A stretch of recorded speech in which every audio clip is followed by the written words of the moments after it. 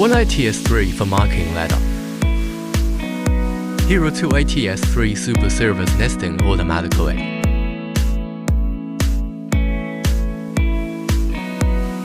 Apply a QR code to the ladder after each marking of the ladder. And put it on this side of the transfer area.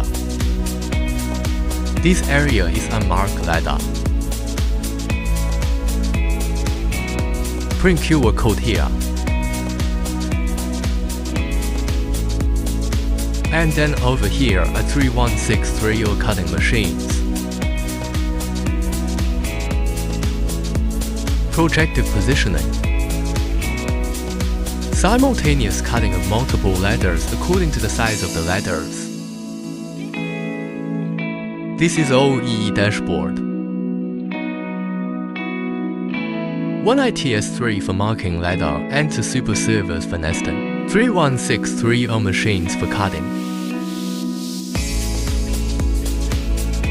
They form a work group. Over there is another work group. It also has 1 machine for marking ladder, 2 for nesting, and 3 for cutting.